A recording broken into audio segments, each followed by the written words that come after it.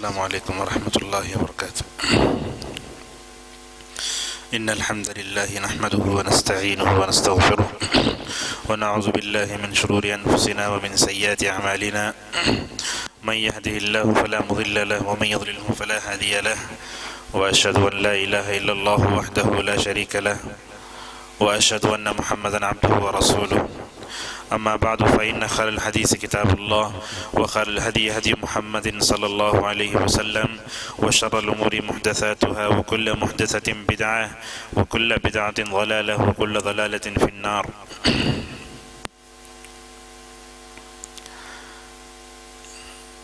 رمضان کے گزرنے کے بعد آج زاد المعاد کے اس درس کا پھر آغاز ہو رہا ہے. رمضان سے پہلے ہم جن عناصر پر رکے تھے، نماز میں پھونکنا، نماز میں رونا، اس کا کیا حکم تھا، اس پر ہم نے بحث کی تھی. آج کے درس سے ایک نیا سلسلہ شروع ہو رہا ہے قنوت کے تعلق سے. تو علامہ ابن القیم رحمہ اللہ نے وہ مسائل ذکر کرنے کے بعد قنوت کا مسئلہ ذکر فرمایا. کہا وَقَنَتَ فِي الْفَجْرِ بَعْدَ الرُّكُوعِ شَهْرًا ثُمَّ تَرَكَ. آیت کا اس کا ترجمہ یہ ہے اس عبارت کا کہ اللہ کے نبی صلی اللہ علیہ وسلم ایک مہینے تک رکوع کے بعد نماز فجر میں قنوت پڑھتے رہے، پھر آپ نے اس کو چھوڑ دیا. پھر کہا وَكَانَ قُنُوتُهُ لِعَارِضٍ، یعنی آپ صلی اللہ علیہ وسلم جب بھی حالات برے ہوتے تو آپ صلی اللہ علیہ وسلم جو ہے قنوت پڑھتے تھے. فَلَمَّا زَالَ تَرَكَهُ، جب اسباب ختم ہو جاتے یعنی معاملات جو ہے اپنے اصل پر آ جاتے تو اس کو چھوڑ دیتے. فَكَانَ هَدْيُهُ الْقُنُوتُ فِي النَّوَازِلِ خَاصَّةً. ان نوازل کا مطلب یہ ہے کہ مسلمانوں پر بری حالت آ جائے یا مسلمانوں کو دعاؤں کی ضرورت ہو تو اس وقت اللہ کے نبی صلی اللہ علیہ وسلم کیا کرتے تھے؟ قنوت نازلہ کا اہتمام کرتے تھے. وَتَرَكَهُ عِنْدَ عَدَمِهَا، جب حالات اچھے ہوتے تو چھوڑ دیتے. وَلَمْ يَكُنْ يَخُصُّهُ بِالْفَجْرِ، اللہ کے نبی صلی اللہ علیہ وسلم خاص طور پر نماز فجر میں جو ہے قنوت خاص طور پر نہیں پڑھتے تھے. پھر کہا بل كان اکثر قنوته فيه لاجل ما يشرع فيه من الطول ولقربها من السحر وساعة الاجابة والتنزل الالهي. بڑی اچھی بات کی علامہ ابن القیم رحمہ اللہ نے کہتے ہیں اللہ کے نبی صلی اللہ علیہ وسلم نماز فجر میں کبھی کبھی جو ہے پڑھتے تھے تو قنوت نازلہ. کیوں؟ اس لیے کہ رات کا آخری حصہ ہوتا ہے، اس میں دعائیں قبول ہوتی ہیں، اور اللہ کے نبی صلی اللہ علیہ وسلم نے خود یہ کہا کہ اللہ تبارک و تعالیٰ اترتا ہے آسمان پر، اس وقت دعا کرنے سے وہ دعا زیادہ قبول ہوتی ہے. شاید اس کے پیش نظر اللہ کے نبی صلی اللہ علیہ وسلم نماز فجر میں جو ہے قنوت کا اہتمام کرتے تھے. آئیے، جیسا کہ آپ کو علم ہے کہ آج کے درس میں ہم جو ہے دو تین باتوں کی طرف آپ کی نشاندہی کریں گے، توجہ پھیریں گے. سب سے پہلے ہم یہ بتائیں گے کہ قنوت کا لفظ یہ معنی کیا ہے، قنوت کا لغوی اصطلاحی معنی کیا ہے. دوسرا جو ہمارے سامنے ہے وہ یہ کہ قنوت کا حکم کیا ہے. یعنی وطر پڑھتا ہے بندہ، اللہم اہدنی فی من ہدیت ہو یا اللہم انا نستعینک ونستہدیک ہو، جو بھی دعائیں ہیں تو ان دعاؤں کو پڑھنے کا حکم کیا ہے. اور اسی طریقے سے آخری میں ہم یہ بتائیں گے کہ قنوت کس قسم کا ہوتا ہے. تو آئیے سب سے پہلے ہم دیکھتے ہیں کہ قنوت کا جو معنی ہے اس کا لغوی اصطلاحی معنی جانتے ہیں. قنوت کا جو لفظ آتا ہے قاف نون تے، تو اسے بولیں گے تو اس وقت اس میں مایوسی کا معنی آئے گا، لا تقنطوا من رحمت اللہ. اگر تے سے کہیں گے تو ابن العربی رحمہ اللہ مالکی مذہب کے ہیں، مشہور کتاب الجامع لاحکام القرآن، اس میں انہوں نے لکھا ہے کہ اس لفظ میں 10 معنی ہیں. قنطہ کا جو لفظ آتا ہے اس میں 10 معنی، اس میں سے کچھ ہم ذکر کرتے ہیں آپ کے سامنے. سب سے پہلے قنطہ کا معنی بیان کرتے ہوئے اہل علم نے کہا کہ قنطہ کا معنی خاموش رہنے کا بھی آتا ہے. اللہ تبارک و تعالیٰ سورہ بقرہ میں فرماتا ہے وَقُومُوا لِلَّهِ قَانِتِينَ، کہا کہ تم اللہ کے سامنے خاموش کھڑے ہو جاؤ. صحیح مسلم میں ہے حضرت زید بن ارقم رضی اللہ عنہ نے کہا كُنَّا نَتَكَلَّمُ فِي الصَّلَاةِ حَتَّى نَزَلَتْ قُومُوا لِلَّهِ قَانِتِينَ فَأُمِرْنَا بِالسُّكُوتِ وَنُهِينَا عَنِ الْكَلَامِ فَأَمْسَكْنَا عَنِ الْكَلَامِ. کیا کہا زید بن ارقم رضی اللہ عنہ نے؟ اس آیت کے نازل ہونے سے پہلے ہم نماز میں بات کرتے تھے، یہاں تک کہ یہ آیت اتری وَقُومُوا لِلَّهِ قَانِتِينَ تو ہم کو حکم دیا گیا کہ ہم نماز میں خاموش ہو جائیں. تو لہٰذا وَقُومُوا لِلَّهِ قَانِتِينَ کہہ کر صحابہ اکرام کو نماز میں بات کرنے سے منع کر دیا. یہاں دیکھیے بات سے رکنے کا معنی آتا ہے. تو لہٰذا کہا کہ ہم کو بات کرنے سے روک دیا گیا، لہٰذا ہم خاموش ہو گئے۔ تو قنط کا ایک معنی بات کرنے سے خاموش ہو جانا، یہ بھی ایک معنی آتا ہے۔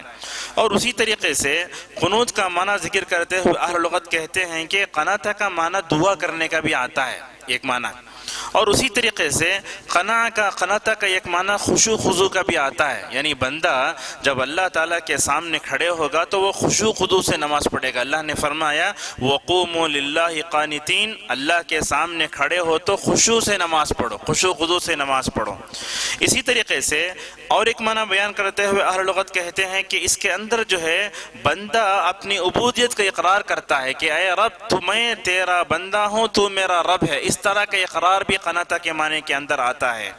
اور اسی طریقے سے قنط کا معنی بیان کرتے ہوئے اہل علم نے کہا کہ اس کے اندر جو ہے اطاعت، لمبے قیام کا معنی آتا ہے۔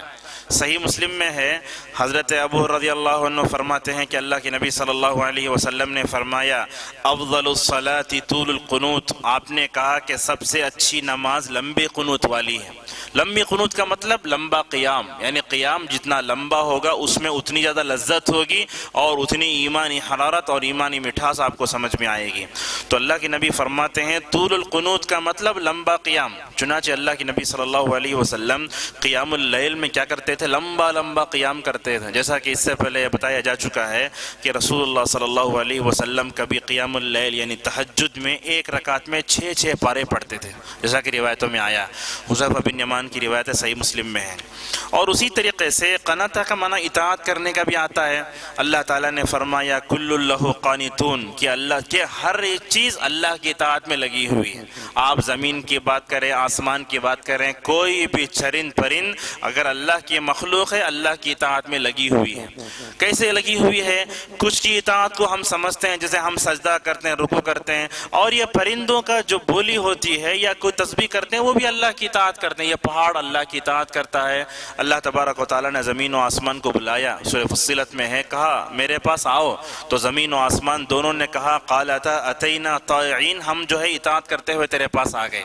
تو زمین آسمان بھی بات کر رہا ہے، زمین بھی اللہ تعالیٰ سے بات کر رہی ہے، تو کائنات کی ہر چیز اللہ تبارک و تعالیٰ کی جو ہے اطاعت میں لگی ہوئی ہے۔ اسی لیے اللہ تبارک و تعالیٰ نے سورہ احزاب کی آیت نمبر 36 میں جہاں کئی اوصاف بیان کیے کہ مومن مرد ایسے ہوتے ہیں ایسے ہوتے ہیں، اس میں کہا والقانتین والقانتات، یعنی مطلب اللہ تعالیٰ کی اطاعت کرنے والے جہاں مرد ہیں وہیں اللہ کی اطاعت کرنے والی عورتیں بھی موجود ہیں۔ تو اس میں کس کو منایا؟ اطاعت کا معنی آتا ہے۔ اور اسی طریقے سے قنط کے اندر ذکر کا معنی بھی آتا ہے۔ اللہ تعالیٰ نے سورہ زمر میں کہا امن هو قانت آناء اللیل، کہا کہ جو رات میں کھڑے ہو کر اللہ تعالیٰ کا ذکر کرتا ہے اور جو ہے وہ اللہ کے پاس بہت اچھا بندہ ہے۔ اور اسی طریقے سے قنط کا معنی عبادت کا بھی آتا ہے۔ اللہ تبارک و تعالیٰ نے سورہ تحریم کے آخری میں مریم علیہ السلام کا ذکر کرتے ہوئے کہا وصدقت بکلمات ربها وکتبه وکانت من القانتین۔ علامہ قرطبی کہتے ہیں یہاں قانتین عابدین کے معنی میں، یعنی اللہ تعالیٰ کی بہت عبادت گزار تھی۔ لہذا سورہ آل عمران کو پڑھتے ہیں تو ہمیں سمجھ میں آتا ہے کہ حضرت مریم علیہ السلام جو ہے بیت المقدس کے محراب میں بیٹھ کر اللہ کی بہت عبادت کرتی تھی، حتیٰ کہ عبادت کرتے کرتے کبھی بغیر سیزن کے پھل آتے تو زکریا جو ان کے خالو لگتے جا کے پوچھتے یہ کہاں سے آئے، تو کہتی اللہ کی طرف سے آئے، اور اللہ تعالیٰ سب کو رزق دیتا ہے۔ تو مریم علیہ السلام بہت عبادت کرنے والی، اللہ نے خود حکم دیا سورہ آل عمران میں یا مریم اقنتی لربک واسجدی وارکعی مع الراکعین، کہا اے مریم تو اللہ کی اطاعت کر، رکوع کر، سجدہ کر اور عبادت کرنے والوں کے ساتھ ہو جا۔ تو اس طریقے سے یہ ہم نے معنی بیان کیے، تقریباً 7 معنی آپ کے سامنے، اور 3 جو ہے دیکھنا چاہتے ہیں تو کتابوں میں آپ کو مل سکتے ہیں۔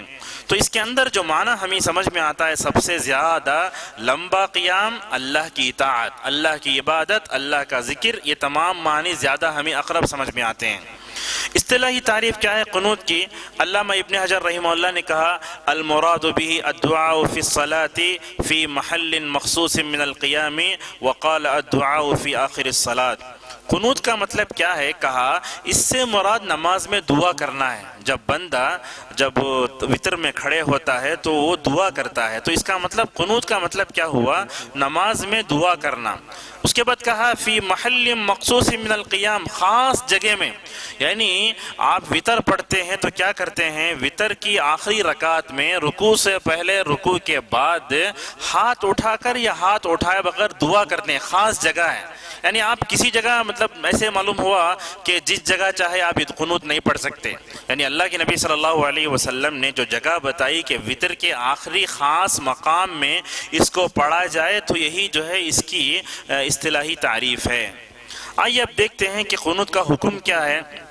اس بارے میں علماء کے درمیان میں بہت اختلاف ہیں، اور خود دیکھتے ہیں آپ، خود ائمہ حرم کو مکے میں، مدینے میں رمضان کا موقع ہوتا ہے تو کبھی کیا کرتے ہیں؟ وطر پڑھ کے قنوت کی دعا پڑھے بغیر کبھی سجدے میں چلے جاتے ہیں. ایسا موقع آتا ہے. ایسا کیوں ہوتا ہے؟ اب لوگ اس معاملے کو لے کر بہت جہالت کا ثبوت دیتے ہیں.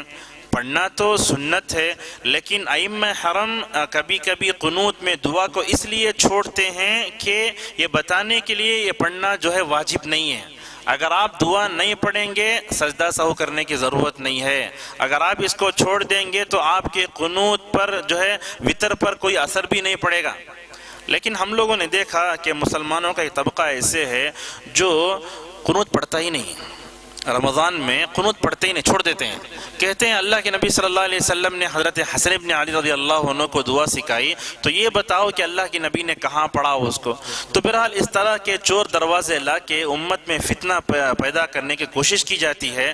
لہٰذا ہم اس طبقے سے اپنے آپ کو بچائیں جو لوگ اس معاملے میں تشدد برتتے ہیں، یا تو افراط یا تو تفرید، حد سے آگے بڑھ جانا یا تو پھر جو ہے اس بارے میں کوتاہی کرنا. یہ دونوں چیزیں جو ہے حدیث اور جو ہے سلفی منہج کے خلاف ہیں. اب آئیے علمی طور پر ہم دیکھتے ہیں کہ کیا یہ قنوت کا حکم کیا ہے. امام ابو حنیفہ رحمہ اللہ کہتے ہیں کہ دعائے قنوت پڑھنا واجب ہے. آپ دیکھیں گے حنفی طبقے میں ان کے پاس وطر کے بارے میں خود کہا جاتا ہے واجب الوطر ہے. ان کے پاس وطر واجب ہے. ہم کہتے ہیں سنت موقدہ ہے. رسول اللہ صلی اللہ علیہ وسلم وطر کی نماز کو جو ہے سفر میں بھی نہیں چھوڑتے، جیسا روایتوں میں آیا. یہ سنت موقدہ ہے. تو یہ وطر کے اندر دعا پڑھنا، دعائے قنوت پڑھنا ابو حنیفہ رحمہ اللہ کے پاس واجب ہے. انہوں نے ایک حدیث سے استدلال کیا کہ اللہ کے نبی صلی اللہ علیہ وسلم نے حسن ابن علی کو جب دعا سکھائی تو آپ نے حسن سے کہا تھا اجعل ھذا فی وطرک، کہا کہ اس دعا کو تم وطر میں پڑھو. تو اس دعا کو تم وطر میں پڑھو جو اللہ کے نبی صلی اللہ علیہ وسلم نے یہ بیان فرمایا. تو کہا کہ یہ حدیث ثابت نہیں ہے. پورے حدیثوں کا کہال کر دیکھیے، اللہ کے نبی صلی اللہ علیہ وسلم نے کبھی یہ نہیں کہا حسن سے کہ تم پڑھو اس کو وطر میں. تو یہ جو ہے وطر میں رکھو اسے. اور خود حنفی علماء میں ابن الحمام ایک عالم ہے، وہ کہتے ہیں کہ دعائے قنوت کے پڑھنے کو واجب قرار دینا ضعیف ہے. دیکھیے کیسے علماء ہوتے ہیں پہلے کے، بغیر تعصب کے اگر آپ بات کریں گے. حنفی علماء میں فتح القدیر ایک کتاب ہے حنفی فقہ میں. آپ فتح القدیر جو ہے وہ مت سمجھیے علامہ شوکانی تفسیر میں جو لکھی گئی وہ نہیں، بلکہ فتح القدیر ایک کتاب ہے حنفی مذہب میں. اس کے جو ہے کمال ابن حمام جو ہے اس کے مؤلف ہیں. وہ کہتے ہیں کہ حنفی مذہب میں دعائے قنوت کے پڑھنے کو واجب قرار دینا یہ ضعیف ہے. لہٰذا اس کا تذکرہ کرنے کے بعد علامہ البانی رحمہ اللہ نے کہا یہی صحیح بات زیادہ معلوم ہوتی ہے. اب زیادہ صحیح بات کیا ہے؟ دوسرا قول علماء کہتے ہیں ابو یوسف، دیکھیے ابو حنیفہ کے شاگرد ابو یوسف جو ابو حنیفہ رحمہ اللہ کے پاس پلے بڑے اور انہی سے علم حاصل کیا، وہ کہتے ہیں کہ دعائے قنوت کا پڑھنا سنت ہے. حضرت عبداللہ بن مسعود رضی اللہ عنہ، ابراہیم نقعی، حسن بصری، سفیان ثوری، ابن المبارک، مالکیہ، حنابلہ، شافعیہ، ظاہریہ، ان تمام کا ہم نے نام لیا. ان تمام کا کہنا ہے کہ دعائے قنوت کا پڑھنا سنت ہے. یعنی اگر آپ چھوڑ دیتے ہیں نماز میں تو کوئی فرق نہیں پڑے گا. لیکن ہم دیکھتے ہیں لوگوں کے اندر جہالت کو، اگر ہم نے علم نہ ہونے کی وجہ سے اگر ہم کبھی بھول گئے، مثلا ایسے ہے کہ وطر کی 3 رکعت پڑھ رہے ہیں نماز، جیسے ہی ہم نے قل هو اللہ احد پڑھا ولم یکن لہ کفوا احد پڑھ کے فوراً رکوع کر لیا، تو لوگ کیا بعد میں سجدہ سہو کرتے ہیں. یہ صحیح نہیں ہے. سجدہ سہو کرنے کی ضرورت نہیں. آپ نے چھوڑ دیا تو وہ الگ بات ہے، بھول کر چھوڑے یہ الگ بات ہے، لیکن جان بوجھ کر ہمیشہ نہ پڑھنے کی عادت بنانا یہ بھی غلط ہے. تو ابو حنیفہ رحمہ اللہ کہتے ہیں کہ دعائے قنوت پڑھنا واجب ہے، اور اسی طریقے سے ابو یوسف اور جن علماء کا ہم نے آپ کے سامنے نام لیا، وہ لوگ کہتے ہیں کہ قنوت کا پڑھنا سنت ہے، یہی زیادہ راجح معلوم ہوتا ہے۔ علامہ البانی، علامہ ابن القیم، علامہ ابن تیمیہ، صالح فوزان، علامہ شوکانی، صنعانی، یہ سب کہتے ہیں کہ پڑھنا سنت ہے۔ کیوں پڑھنا سنت ہے؟ اس لیے کہ اللہ کے نبی صلی اللہ علیہ وسلم نے جہاں قنوت سکھایا تو آپ نے یہ نہیں کہا کہ قنوت پڑھنا ضروری ہے، اور قنوت کی جتنے حدیثیں آئی ہیں اس میں واجب ہونے کی صراحت کہیں نہیں ہے۔ آپ سمجھتے ہوں گے، یعنی کوئی بھی چیز واجب ہونا ہو تو اس کے لیے حدیث کے الفاظ میں وجوب کی صراحت ہونی چاہیے، کہیں بھی اس کے واجب ہونے کی صراحت ہمیں نہیں ملتی، لہٰذا یہ کہتے ہیں کہ اس کا پڑھنا سنت ہے۔ اب اس کے لیے ہم دلیلیں دیں گے۔ حضرت ابی ابن کعب کہتے ہیں اللہ کے نبی صلی اللہ علیہ وسلم وطر پڑھتے تو رکوع سے پہلے جو ہے قنوت پڑھتے تھے۔ حضرت علی رضی اللہ عنہ نے کہا اللہ کے نبی صلی اللہ علیہ وسلم وطر کے آخر میں دعا پڑھتے تھے، اللہم انی اعوذ برضاک من سخطک وبمعافاتک من عقوبتک وبک منک لا نحصی ثناء علیک انت کما اثنیت علی نفسک، یہ بھی وطر میں پڑھا کرتے تھے۔ اور جو لوگ سنت کہتے ہیں ان کی ایک دلیل بھی یہ ہے کہ نماز جو ہوتی ہے پورے اذکار پر مشتمل ہے، اذکار پر مشتمل ہے، لہٰذا قنوت کے آخری مطلب وطر کے آخری رکعت میں اگر کوئی بھول جائے تو اس پر کوئی گناہ نہیں ہوگا۔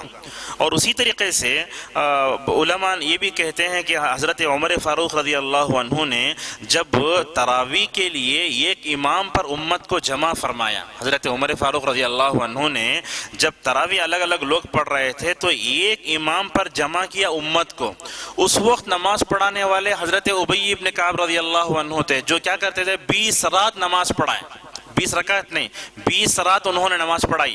تو وہاں ذکر آتا ہے کہ حضرت ابی ابن کعب رضی اللہ عنہ کیا کرتے تھے، شروع کے 15 رمضان تک جو ہے قنوت نہیں پڑھتے تھے، بلکہ آخری کے 15 دنوں میں قنوت پڑھا کرتے تھے۔ تو اس سے کیا معلوم ہوا، اگر قنوت پڑھنا واجب ہوتا تو حضرت عمر ٹوکتے حضرت ابی ابن کعب رضی اللہ عنہ کو، تو آخری کے 15 دنوں میں یا 15 رمضان کے بعد اس کو پڑھا کرتے اور شروع کے مہینے میں چھوڑ دیا کرتے تھے۔ علامہ البانی نے اسے رحمہ اللہ نے صفت صلاۃ النبی صلی اللہ علیہ وسلم میں اسی قول کو راجح قرار دیا ہے کہ قنوت کا حکم سنت ہے، مستحب ہے، اس کا پڑھنا واجب نہیں ہے۔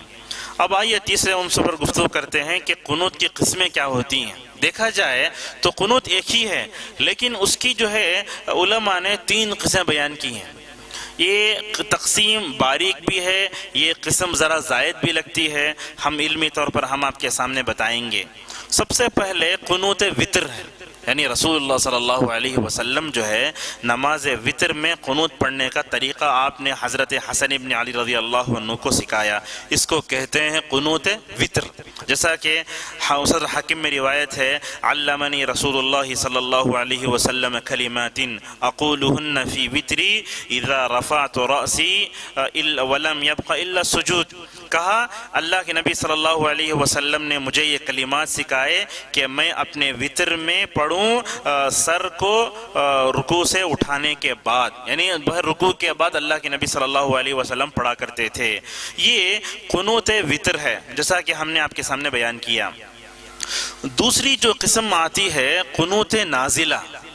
نازلہ کا مطلب کیا ہوتا ہے؟ نازلہ کا مطلب مسلمانوں پر کوئی مصیبت آتی ہے، دشمنوں کا خوف آتا ہے، یعنی مسلمان ایسی حالت میں ہو جاتے ہیں کہ ان کو دعاؤں کی ضرورت ہوتی ہے، اسے کہتے ہیں قنوت نازلہ۔ نازلہ کا مطلب مصیبت کا آتا ہے عربی زبان میں۔ نازلہ کا مطلب یہ ہوتا ہے کہ مسلمانوں پر کوئی مصیبت آئے یا جو ہے دشمن کا خوف ہو، انفرادی طور پر اجتماعی طور پر امت کو دعاؤں کی ضرورت ہو، تو ایسے موقع پر اللہ کے نبی صلی اللہ علیہ وسلم جس دعاؤں کا اہتمام کرتے تھے اس کو کہتے ہیں قنوت نازلہ۔ اب یہ قنوت نازلہ آپ صلی اللہ علیہ وسلم نے کب کی ہے؟ تو اس بارے میں ہمیں صراحت ملتی ہے کہ اللہ کے نبی صلی اللہ علیہ وسلم نے 5 نمازوں میں قنوت نازلہ کا اہتمام کیا ہے۔ آپ دیکھیں گے نماز فجر سے لے کر ظہر، عصر، مغرب، عشاء، ہر ایک کے لیے ہمارے پاس دلیل ہے۔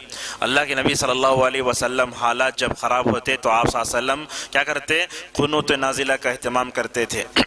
پہلی دلیل ہے حضرت انس رضی اللہ عنہ کہتے ہیں وَلَقَدْ رَأَيْتُ رسول اللہ صلی اللہ علیہ وسلم فی صلاة الغداة رفع يديه فدعا علیہم وفی روایت يدعو علیہم۔ حضرت انس رضی اللہ عنہ نے کہا اللہ کے نبی صلی اللہ علیہ وسلم نے نماز ظہر میں ہاتھ اٹھا کر آپ نے دعا فرمائی، اور اسی طریقے سے اللہ کے نبی صلی اللہ علیہ وسلم سے ثابت ہے کہ آپ نے 3 جو ہے قبیلوں پر بددعا فرمائی تھی۔ ایک تو ہے قبیل رعل، دوسرا ہے ذکوان، تیسرا ہے عصیہ۔ یہ عرب کے مشہور قبیلے تھے جنہوں نے رسول اللہ صلی اللہ علیہ وسلم کو تکلیف دی تھی۔ قنوت نازلہ کا جب ہم مطلب سمجھتے ہیں تو ہمارے ذہن عموماً یہ ہوتا ہے کہ قنوت نازلہ کا مطلب بددعا کرنا، قنوت نازلہ کا مطلب دوسروں میں بددعا کرنا۔ یہ ایک پہلو ہے قنوت نازلہ کا۔ قنوت نازلہ کا ایک پہلو یہ ہے کہ ہم اپنے مسلمان بھائیوں کے لیے دعا بھی کریں جو مظلوم ہیں، خراب حالت ہیں۔ تو ان 2 پہلوؤں کو ہمیشہ اپنے ذہن میں رکھنا چاہیے، یعنی مسلمانوں کے حق میں دعا کرنا، اور جو ہے دشمنان اسلام پر جو ہے یعنی عام طور پر کسی کا نام لیے بغیر دشمنان اسلام کے لیے ایسے ہی لعن طعن کی دعا کرنا، ایسا بھی اللہ کے نبی صلی اللہ علیہ وسلم کہا کرتے تھے۔ تو جب حالات خراب ہوئے تو رسول اللہ صلی اللہ علیہ وسلم اس دعا کا روحانی ہتھیار کا سہارا لیتے تھے۔ آپ دیکھیے حالات خراب ہوتے ہیں تو ہم کیا کرتے ہیں؟ ٹی وی دیکھتے ہیں، اخبار دیکھتے ہیں، فلاں کرتے ہیں۔ یہ تو ایک مومن کا کام ہونا چاہیے، لیکن اس سے بڑھ کر سب سے بہترین ہمارا جو سہارا ہے وہ روحانی سہارا دعا ہے۔ اس سے ہم بہت دور ہیں۔ آج دیکھیے امت مسلمہ کی حالت کیسی ہے، کبھی کسی داعی اسلام پر جو ہے الزام لگایا جا رہا ہے دہشت گردی کا، کبھی کسی کے جو ہے دعوتی کوششوں میں شوق و شبہات پیدا کرنے کی کوشش کی جا رہی ہے۔ ایسے وقت میں ہماری ذمہ داری بنتی ہے کہ ہم سب سے پہلے اس روحانی دعا سہارے کا مکمل طور پر سہارا لیں۔ تو حالات خراب ہوتے تو اللہ کے نبی صلی اللہ علیہ وسلم جو ہے کیا کرتے تھے؟ قنوت نازلہ کا اہتمام کرتے تھے۔ علامہ ابن القیم رحمہ اللہ نے کہا اللہ کے نبی صلی اللہ علیہ وسلم قنوت پڑھتے کب؟ جب حالات ایسے ہوتے، لیکن جیسے ہی ماحول اچھا ہو جاتا، حالات سازگار ہو جاتے تو اللہ کے نبی صلی اللہ علیہ وسلم چھوڑ دیتے۔ یہ بات بہت اہم ہے۔ حالات خراب ہوئے آپ نے دعا کرنا شروع کیا، لیکن جیسے ہی حالات اچھے ہوئے چھوڑ دینا چاہیے۔ اب جیسے مسئلہ آیا بابری مسجد کی شہادت کا، اس وقت بہت دعائیں کی گئیں۔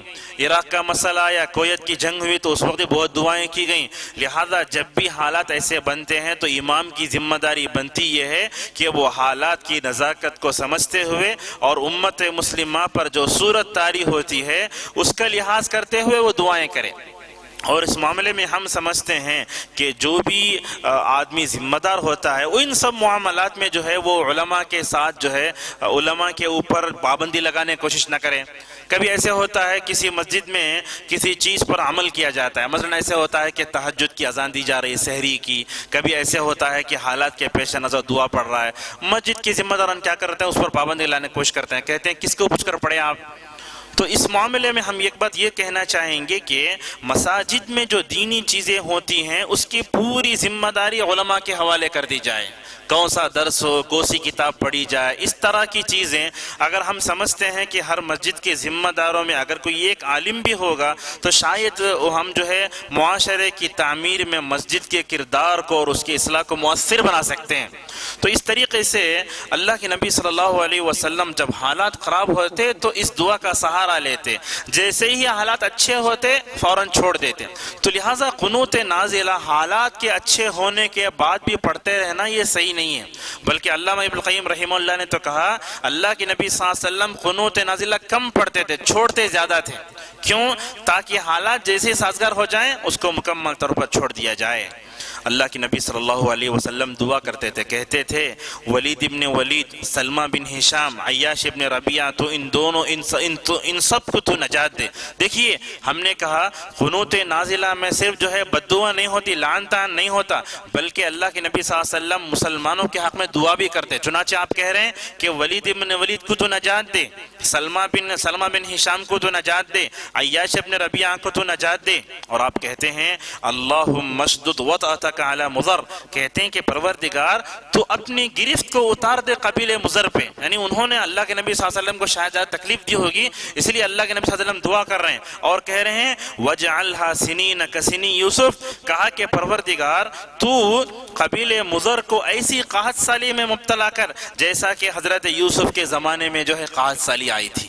اور اسی طریقے سے اللہ کے نبی صلی اللہ علیہ وسلم دعا کر رہے ہیں قبیلہ حیان پہ، قبیلہ رعل پہ، قبیلہ ذکوان پہ، ان تمام پر جو ہے آپ نے لعنت کی، اور رسول اللہ صلی اللہ علیہ وسلم رحمت بنا کر بھیجے گئے تھے۔ جب زیادہ حالت حد سے زیادہ بگڑتے اور آپ کا دل زیادہ خراب ہو جاتا اس وقت اللہ کے نبی صلی اللہ علیہ وسلم لعن طعن کرتے تھے۔ تو یہاں اللہ کے نبی صلی اللہ علیہ وسلم نے لعنت فرمائی، کہا یہ رعل، ذکوان، عصیہ، ان تمام پر تو لعنت اتار۔ تو یہاں ایک بات یہ کہنا ضروری ہے کہ اللہ کے نبی صلی اللہ علیہ وسلم نے قبائل کا نام لے کر یہ دعا فرمائی، لیکن ہم سمجھتے ہیں کہ کسی کافر کا نام لے کر لعن طعن کرنا ہماری شریعت میں جائز نہیں ہے، حالات کتنے خراب کیوں نہ ہو جائیں، یا ہمارے لوگوں کے خلاف کتنے ہی جو ہے میڈیا میں اچھالا جائے، لیکن ہماری شان یہ نہیں کہ کسی کافر کا نام لے کے ہم لعن طعن کریں۔ ہم کو تعلیم دی گئی ہے کافروں پر عمومی لعن طعن کرو، اور اسی طریقے سے ہم کو تعلیم دی گئی یہود و نصارہ پر، یعنی انڈیا کے فلاں نہیں، بلکہ عمومی طور پر جو گنہگار ہے ان کے بارے میں ہم کو حکم دیا گیا ہے۔ تو لہٰذا اللہ کے نبی صلی اللہ علیہ وسلم نے ان پر جو ہے بدعا فرمائی، تو آخری میں آپ نے کہا عصت اللہ و رسولہ، کہا کہ ان تمام قبیلے والوں نے کیا کیا ہے، اللہ اور اس کے رسول صلی اللہ علیہ وسلم کی نافرمانی کی ہے۔ اور آپ جانتے ہیں غزوہ احد میں جب رسول اللہ صلی اللہ علیہ وسلم کے دندان مبارک شہید ہوئے تو اللہ کے نبی صلی اللہ علیہ وسلم نے فوراً کہا وہ قوم کیسے کامیاب ہو سکتی ہے جس نے اپنے نبی کے چہرے کو خون آلود کر دیا ہے۔ اور اللہ کے نبی صلی اللہ علیہ وسلم شاید بدعا کرنے لگے، اللہ نے آیت اتاری لیس لک من الامر شیء او یتوب علیہم او یعذبہم فانہم ظالمون، کہا کہ آپ ان کے حق میں بدعا مت کرو، اس لیے کہ یا اللہ تبارک و تعالیٰ ان کو ہدایت دے گا، یا ہو سکتا ہے وہ توبہ کر کے اسلام کی طرف لوٹ آئیں، اور آپ نہیں جانتے کہ آپ کے بعد یا آپ کی زندگی میں ان کا جو ہے معاملہ کیا ہوگا۔ لہٰذا آپ دیکھتے ہیں طائف کے موقع پر بھی اللہ کے نبی صلی اللہ علیہ وسلم نے بددعا نہیں فرمائی، سوائے غزوہ احد کا موقع ایسا آیا اس وقت آپ نے ایسے کہا تھا صرف وہ قوم کیسے ہرگز کامیاب نہیں ہوگی جس نے اپنے نبی کے جو ہے چہرے کو خون آلود کر دیا تھا، آپ نے اتنا ہی کہا، بلکہ اس کے علاوہ آپ صلی اللہ علیہ وسلم نے اپنے زبان سے کوئی بات نہیں کہی۔ اور خود آپ جانتے ہیں کہ قنوت نازلہ جو ہوتی ہے یہ کیسے پڑھی جائے، کہ امام پڑھے یا پیچھے والے پڑھیں، تو اس بارے میں امام احمد رحمہ اللہ فرمایا کرتے تھے کہ علماء کا پہلا قول یہ ہے کہ قنوت نازلہ صرف امام پڑھے، پیچھے کھڑے ہو کر لوگ آمین کہیں، یہ بھی ہو سکتا ہے۔ بعض لوگوں نے کہا کہ صرف امام پڑھے، لیکن ابن عثیمین رحمہ اللہ نے جو فتویٰ دیا اس کے آخری میں انہوں نے کہا کہ اللہ کے نبی صلی اللہ علیہ وسلم قنوت نازلہ پڑھتے تھے تو صحابہ اکرام پیچھے سے آمین کہا کرتے تھے، جیسا کہ امام احمد رحمہ اللہ نے لکھا ہے۔ تو یہ پانچوں جہرن پڑھنا اللہ کے نبی صلی اللہ علیہ وسلم سے ثابت ہے، یعنی قنوت نازلہ جب بھی مسلمانوں پر مصیبت آئے گی تو ایسے موقع پر زور سے پڑھنا صحیح ثابت ہے۔ کیوں پڑھنا ثابت ہے؟ اگر اللہ کے نبی صلی اللہ علیہ وسلم سری پڑھتے یا اپنے من میں پڑھ لیتے تو صحابہ اکرام اس کو یاد نہیں کرتے، صحابہ اکرام پورا منتقل کر رہے ہیں، کہہ رہے ہیں اللہ کے نبی ایسے کرتے تھے، یعنی جہری طور پر اللہ کے نبی نے جب پڑھا ہوگا تب صحابہ نے سن کر اس کو پیچھے بیان کیا کہ اللہ کے نبی صلی اللہ علیہ وسلم نے ایسے قبائل والوں پر لعنت فرمائی۔ تو یہ قنوت نازلہ کا ہم نے آپ کے سامنے بیان کیا کہ جب بھی مسلمانوں پر کوئی مصیبت آئے یا مسلمان جو ہے اگر دعا کے مستحق ہیں تو ایسی صورت میں قنوت نازلہ کا اہتمام کیا جا سکتا ہے۔ جیسے مسئلہ یا دشمنوں کے خوف کا یا مسلمانوں کے جو ہے جانی نقصان ہونے کا، انفرادی طور پر ہو یا اجتماعی طور پر ہو، کبھی ایسے ہوتا ہے کسی مسلمان کے خلاف میڈیا میں بھڑکایا جا رہا ہے فلاں ویسے ہیں فلاں ویسے ہیں، ایسے وقت میں بھی ہم انفرادی طور پر جو ہے اگر کوئی مسئلہ ایسے آتا ہے تو دعا کی جا سکتی ہے۔ یا اسی طریقے سے ہم دیکھتے ہیں کہ اگر مسلمانوں کی حالت ایسی ہے کہ ایسے موقع پر مسلمانوں کو دعاؤں کی ضرورت ہے، ایسے موقع پر بھی جو ہے قنوت نازلہ کا اہتمام ہو سکتا ہے۔ اب آئیے آخری مسئلے پر ہم یہ کرتے ہیں کہ قنوت کی جو تیسری قسم ہے نماز فجر میں قنوت پڑھنا، بہت بڑا بارکۃ العریٰ مسئلہ ہے یہ علماء کے درمیان میں۔ ایک طرف سے شروع کرتے ہیں۔ سب سے پہلی بات تو یہ ہے کہ رسول اللہ صلی اللہ علیہ وسلم نے جو مصیبت کے وقت یا مسلمانوں کے حق میں دعا پڑھی ہے تو وہ پانچوں نمازوں میں ثابت ہے، فجر سے لے کر ظہر، عصر، مغرب، عشاء سے لے کر سب کے لیے دلیلیں موجود ہیں۔ لیکن یہاں سوال یہ آتا ہے کہ کچھ لوگ نماز فجر کے اس کو خاص کر لیتے ہیں، خصوصاً کیرلا کا طبقہ سمجھتے ہیں یہ لوگ نماز فجر میں قنوت پڑھتے ہیں۔ اب تو کیا مسئلہ ہے اس کا؟ یہ مسئلہ اختلاف صحابہ کے زمانے سے چلا آ رہا ہے کہ نماز فجر میں قنوت پڑھنا کیسے ہے۔ حضرت ابو مالک الاشعری رضی اللہ عنہ کہتے ہیں کہ میں نے اپنے ابا جان رضی اللہ عنہ سے کہا یا ابتی انک صلیت خلف رسول اللہ صلی اللہ علیہ وسلم و ابی بکر و عمر و عثمان و علی بالکوفہ نحو 5 سنین اکانوا یقنطون فی الفجر قال ای بنی محدث۔ یہ روایت مسلم میں ہے۔ حضرت ابو مالک الاشعری رضی اللہ عنہ کہتے ہیں کہ میں نے اپنے ابا سے کہا اے میرے ابا جان، تم نے رسول اللہ کے پیچھے ابو بکر و عمر و عثمان علی کے پیچھے نماز پڑھی، اور علی کی جو خلافت ہے تقریباً کوفے میں 4 سال وہ خلیفہ رہے۔ کہا ان سب کے پیچھے تم نے نماز پڑھی، یہ بتاؤ کیا وہ نماز فجر میں جو ہے قنوت پڑھتے تھے؟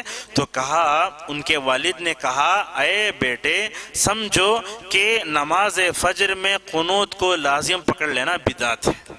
یعنی صحابی کے والد اپنے بیٹے کو سمجھا رہے ہیں۔ شاید اسی کے پیش نظر سعید بن جبیر رضی اللہ عنہ نے کہا ان القنوت فی صلاۃ الفجر بدعۃ، یعنی نماز فجر میں قنوت کے پڑھنے کو لازم پکڑ لینا۔ الفاظ کو دیکھیے، نماز فجر میں قنوت کے پڑھنے کو ضروری سمجھنا بدعت ہے۔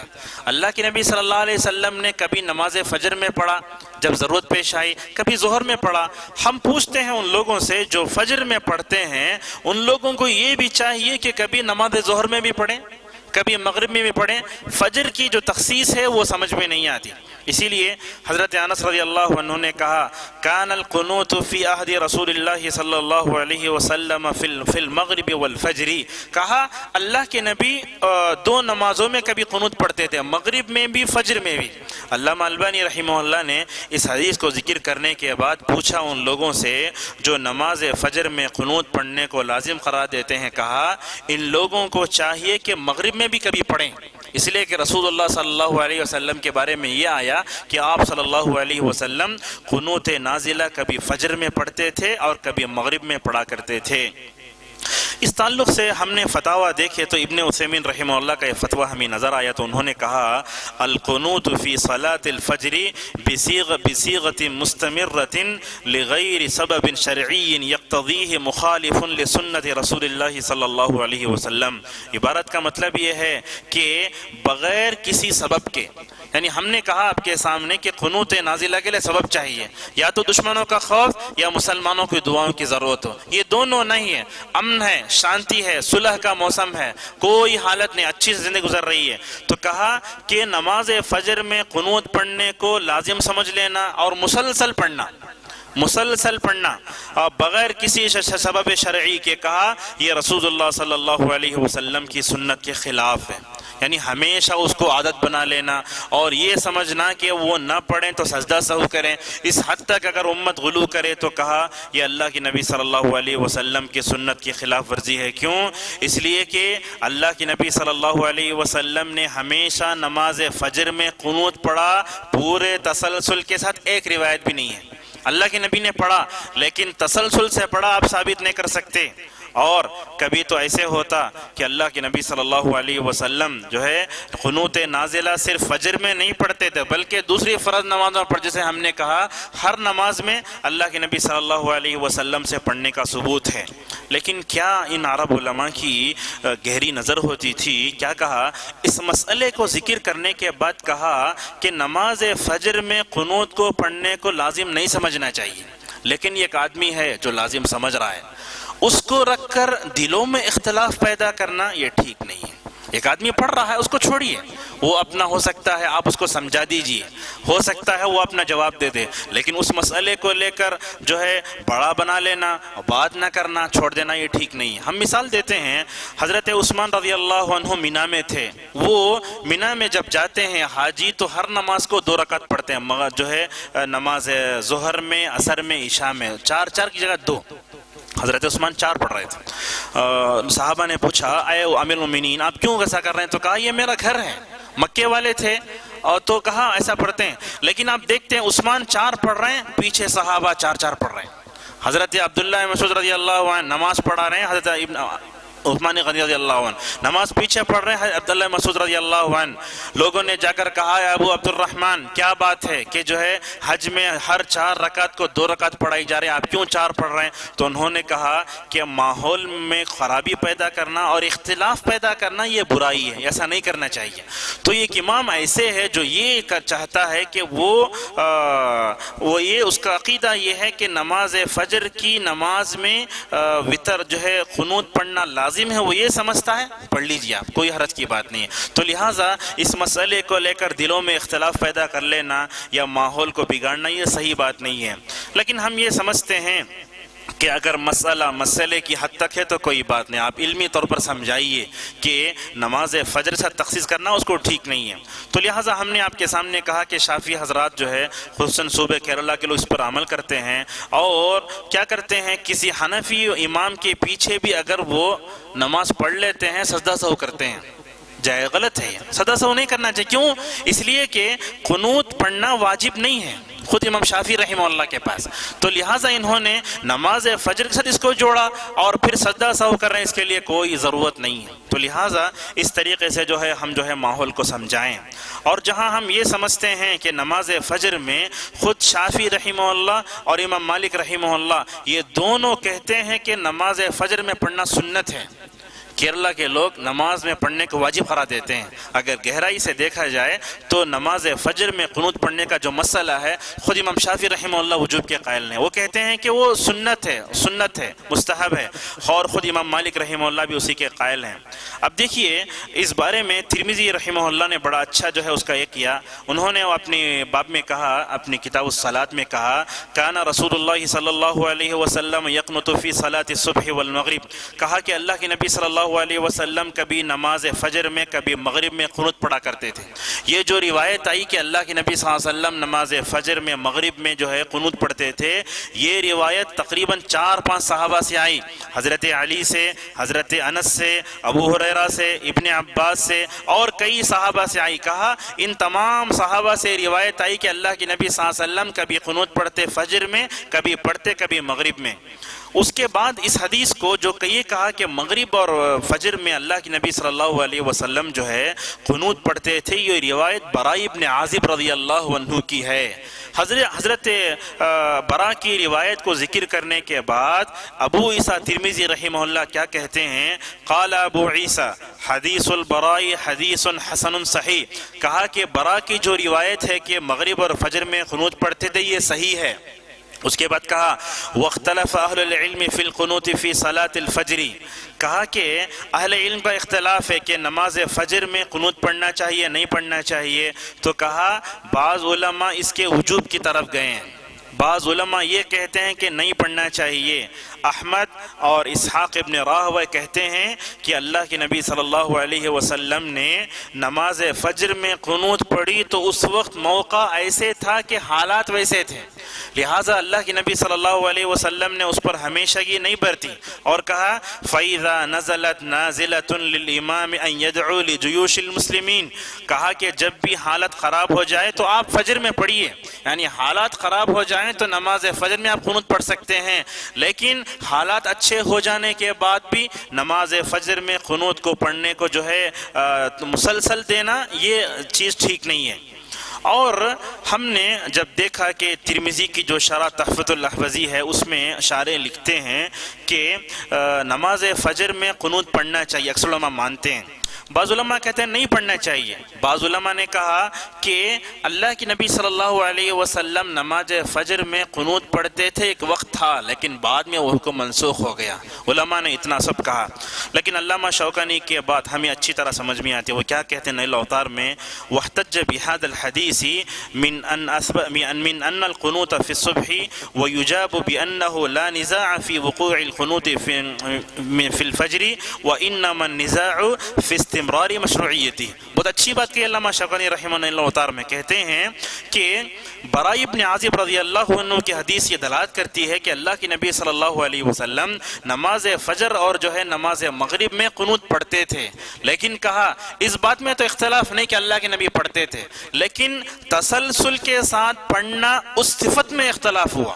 کتنی باریک بات ہے کہ علامہ شوکانی کی. آپ پڑھیے نماز فجر میں حالات خراب ہو گئے تو، اگر حالات خراب ہے تو آپ مغرب میں پڑھیے، اس کی بات نہیں. لیکن نماز فجر میں پورے تسلسل کے ساتھ مداومت سے پڑھنا اور یہ عقیدہ رکھنا کہ چھوٹ جائے تو دو رکعت جو ہے دو سجدہ سہو کریں، یہ بات ٹھیک نہیں ہے. اور علامہ ابن تیمیہ بھی اسی کی طرف گئے ہیں کہ نماز فجر میں قنوت پڑھا جا سکتا ہے، لیکن جو ہے اس کو تسلسل سے پڑھنا یہ ٹھیک نہیں ہے. اور خود علماء یہ بھی کہتے ہیں کہ قنوت نازلہ جو ہوتا ہے وہ غیر واجب ہے، اگر اس کو چھوڑ دیا جائے تو کوئی بات نہیں. مثلا ایسے ہوا کہ آپ امام قنوت نازلہ پڑھ رہا ہے، آپ نماز میں داخل ہوئے، یا ایسے ہوا کہ آپ جس نماز میں داخل ہو رہا اس میں قنوت پڑھی گئی ہے. اب کیا کرنا ہے آپ کو؟ اٹھ کر 2 رکعت پڑھ لینا بس. مثال طور پر نماز فجر میں آئے، قنوت پڑھی جا چکی ہے، ایسے موقع پر آپ اٹھیں گے اور 2 رکعت پڑھیں گے. آپ نے یہاں قنوت چھوڑ دیا، امام پڑھ رہا تھا، کہا اگر جو ہے وہ پڑھ چکے اور آپ چھوڑ چکے تو آپ کی نماز کے صحت سے اس کا کوئی تعلق نہیں ہے. قنوت نازلہ کے بڑے فائدے ذکر کیے علماء نے. یعنی قنوت نازلہ جو ہوتی ہے یہ کوئی عبادت بھی ہے لیکن اس کے بڑے فائدے بھی ہیں. کہا اس میں ایک فائدہ یہ ہوتا ہے کہ امام اور ماموم دونوں دعا میں شریک ہو جاتے ہیں. اللہ کے نبی صلی اللہ علیہ وسلم نے فرمایا جب کوئی آدمی کسی دوسرے مسلمان بھائی کے لیے غائبانہ طور پر دعا کرتا ہے تو 2 باتیں ہوتی ہیں. کہتا ہے فرشتہ کہتا ہے آمین، آپ دعا کرتے ہیں آمین کہتے جائیں گے، اور کہتا ہے فرشتہ وَلَكَ مِثْلُ، تم نے اپنے بھائی کے لیے جو مانگا تمہارے لیے بھی ویسے ہی ہے. تو لہٰذا قنوت نازل اسی قبیل میں آتا ہے کہ ہم جو ہے اللہ کے نبی صلی اللہ علیہ وسلم کے حدیث پر عمل کریں. تو امام اور مقتدی دونوں دعا کرتے ہیں. اور اسی طریقے سے دوسرا فائدہ یہ ہوتا ہے کہ آمین کہا جاتا ہے، اور جس دعا پر آمین کہا جائے وہ دعا قبول ہوتی. اور اسی طریقے سے تیسری بات کہی گئی قنوت نازلہ کا تیسرا فائدہ ہے کہ ہم مومنوں کی مدد کر سکتے ہیں. آپ دیکھیے آج حالات سیریا میں حالات کیا ہیں، اور اس طریقے سے فلسطین میں حالات کیسے ہیں. سارے عالم اسلام میں دیکھیے بڑی بدقسمتی یہ ہے کہ جو مذہب اسلام انسانی جان کی حفاظت کا اتنا حکم دیتا ہے، سب سے زیادہ خون بہہ رہا ہے مسلم ممالک میں. ایسے وقت میں ہم حکومت سطح پر کچھ نہیں کر سکتے، لیکن اتنا تو کر سکتے ہیں کہ ہم ان کے حق میں دعا تو کر سکتے ہیں. تو یہ مومنوں کی مدد ہے، اور مومنوں کی مدد بہت بڑی چیز ہے. بعض روایتوں میں آیا کہ مومن کی مدد کرنا کسی مسجد میں اعتکاف کرنے سے بھی زیادہ افضل ہے. بعض روایتوں میں اس کی صراحت موجود ہے، روایت صحیح ہے. تو یہ مومنوں کی مدد ہوتی ہے. اور اللہ کے نبی صلی اللہ علیہ وسلم نے فرمایا انصر اخاک ظالما او مظلوما، کہا تم اپنے بھائی کی مدد کرو چاہے ظالم ہو یا مظلوم ہو. صحابہ نے پوچھا یا رسول اللہ مظلوم کی مدد تو سمجھ میں آتی ہے، ظالم کی مدد کیسے کی جائے؟ تو اللہ کے نبی صلی اللہ علیہ وسلم نے کہا ظالم کی مدد یہ ہے کہ تم جو ہے اس کو روکو ظلم سے کہ وہ ظلم نہ کرنے پائے. تو لہٰذا یہ مومنوں کے لیے نصرت ہے، مومنوں کے لیے دعا ہے. اسی لیے آپ دیکھتے ہیں کہ عرب میں خصوصاً حرمین میں ہر خطبہ جمعہ میں سارے مسلمانوں کے لیے دعا ہوتی ہے. اور خود کبھی یہ بھی کہا گیا کہ ذاکر نائک کے لیے بھی دعا کی گئی، یعنی مطلب اشارے کنائے سے. اور آپ دیکھیں گے ٹویٹر پہ صلاح البدیر ذاکر نائک کی حفاظت کے لیے دعا کر رہے ہیں، سعود الشریم دعا کرنے ذاکر نائک حفظہ اللہ کے لیے. اب ان سے اختلافات جو ہے منہج کے اختلافات وہ اپنی جگہ ہیں، لیکن دعوت کا کام جو انہوں نے عالمی پیمانے پر کیا اللہ تعالیٰ اس کو قبول کرے اور ان کی حفاظت فرمائے. تو ایسے موقع پر ہم یہ کہنا چاہتے ہیں کہ مسلمانوں کی نصرت ہے. آپ دعا کیجئے اللہ تعالیٰ ہر داعی اسلام کی حفاظت فرمائے اور دعوت کی راہ میں جو رکاوٹوں کو دور فرمائے. اور اسی طریقے سے قنوت نازلہ کا ایک دعا ایک فائدہ یہ ہے کہ یہ کافرین کے خلاف اعلان جنگ ہے، یعنی آپ دعا کرتے ہیں پروردگار کافروں کو ہلاک کر دے، یعنی جنگ یہ نہیں کہ آپ تلوار لے کر یا کوئی بھی چیز لے کر ان کو مارنے جائیں، دعا کر رہے ہیں، یہ تو چیز مومنوں کے حق میں دعا بنے گی تو کافروں کے خلاف اعلان جنگ ہے یہ دعا۔ اور اسی طریقے سے اور ایک فائدہ ذکر کرتے ہوئے کہا مسلمانوں کے معاملات سے دلچسپی، امریکہ کا کوئی گورا ہے، افریقہ کا کوئی کالا ہے، اگر ان کو تکلیف ہوتی ہے تو اس کی چبھن ہمارے دل میں محسوس ہونی چاہیے۔ کبھی ایسے ہو گیا کسی کو مار دیا گیا، آپ اس کی مغفرت کے لیے دعا کیجئے۔ اسی لیے ابوالکلام آزاد رحمہ اللہ جو امام الہند تھے، بہت اچھی بات، ڈاکٹروں کی ایک ٹیم ترکی جا رہی تھی، اور ترکی اس وقت بڑا مظلوم تھا اور وہاں بہت بیمار لوگ تھے، تو ہندوستان کی ابھی ڈاکٹری کے بارے میں ہندوستان بہت الحمدللہ اونچے پیمانے، اس وقت بھی بہت اچھا ملک تھا۔ تو ابوالکلام آزاد رحمہ اللہ جو امام الہند تھے، انہوں نے ڈاکٹروں کی ٹیم سے خطاب کیا، ایسے الفاظ انہوں نے ڈاکٹروں کی ٹیم سے کہا اے ڈاکٹروں کی جماعت، تم جو ہے ترکی کے مسلمانوں کے زخم پر مرہم رکھنے جا رہے ہو، ترکی کے مسلمانوں کے زخم پر مرہم رکھنے جا رہے ہو، تم یہ بات یاد رکھنا کہ ترکی کے کسی ادنا سے مسلمان کے پیر میں بھی کانٹا چبھے، اس کی چبھن ہر ہندوستانی مسلمان کو اپنے دل میں محسوس کرنا چاہیے۔ اللہ کی نبی نے جو یہ فرمایا کہ پوری امت مسلمہ ایک جسم و جان کی طرح ہے، یہ اسی وقت ہوگا کہ ساری دنیا میں حالات کیسے خراب نہ ہو جائیں۔ ہم یہاں بیٹھ کر امریکہ کے مسلمانوں کی مدد نہیں کر سکتے، کچھ نہیں کر سکتے، کم از کم دعا تو کر سکتے ہیں۔ تو مسلمانوں کے جو حالات ہوتے ہیں ان حالات سے دلچسپی ہمیں ہونا چاہیے، اور اسی طریقے سے بندہ جب دعا کرتا ہے تو مطلب یہ ہے کہ اس کے دل میں ہمدردی ہے اور اس کے دل میں ایسے ہے کہ وہ مسلمانوں کے لیے دعا کرنا چاہتا ہے۔ اور اسی طریقے سے قنوت نازلہ کا اہتمام کرنے سے فائدہ کیا ہوگا؟ اگر آپ زخمیوں کے لیے دعا کر رہے ہیں تو آپ ان کے زخم پر مرہم رکھ رہے ہیں۔ اگر کوئی آدمی غمزدہ ہے مسلمان، آپ قنوت نازلہ کا اہتمام کر رہے ہیں تو آپ ساتھ دے رہے ہیں غم میں اس کے، اگر وہ خوش ہے تو آپ جو ہے اس کی خوشی میں شریک ہو جا رہے ہیں۔ تو اس طریقے سے اللہ کی نبی نے جو یہ فرمایا کہ پوری امت مسلمہ ایک جسم و جان کی طرح ہے، اگر جسم کے ایسی ایک تکلیف پہنچتی ہے تو سارا جسم درد سے کرا اٹھتا ہے، یہ کیفیت ہم اپنے اندر پیدا کریں۔ بہرحال آج کے درس کو ہم یہیں روکتے ہیں، انشاءاللہ آنے والے دروس میں قنوت کے تعلق سے اور باتیں بتائی جائیں گی۔ درس کا مختصر خلاصہ یہ ہوا کہ قنوت کا معنی اطاعت کرنے کا آتا ہے، عبادت کرنے کا آتا ہے، اللہ تعالیٰ کے ذکر کرنے کا آتا ہے۔ ہم نے آپ کے سامنے بتایا کہ قنوت کی اصطلاحی تعریف یہ ہے کہ خاص مقام پر وہ دعا پڑھی جائے۔ قنوت کا حکم بتایا گیا کہ قنوت سنت موقدہ ہے، یہی زیادہ صحیح راجح بات معلوم ہوتی ہے۔ قنوت کی 3 قسمیں بتائی گئیں، کبھی اللہ کے نبی صلی اللہ علیہ وسلم وطر میں قنوت پڑھتے تھے، کبھی مسلمانوں کے لیے مسلمانوں کے حق میں دعا، اور کافروں کے حق میں جو ہے دعا کے طور پر اللہ کے نبی صلی اللہ علیہ وسلم قنوت نازلہ پڑھتے تھے۔ درس کے آخری میں بتایا گیا کہ قنوت فجر بھی ہے، اللہ کے نبی صلی اللہ علیہ وسلم نے نماز فجر میں قنوت ضرور پڑھی، لیکن آپ صلی اللہ علیہ وسلم نے اس کو مداومت سے نہیں کیا۔ اللہ تعالیٰ سے دعا ہے کہ اللہ تعالیٰ ہمیں عالم اسلام کے مسلمانوں کے حق میں ہمیشہ دعا خیر کرتے توفیق عطا فرمائے، اور کتاب و سنت کی روشنی میں تا دم حیات زندگی گزار توفیق عطا فرمائے۔ وآخر دعوانا الحمدللہ رب العالمین۔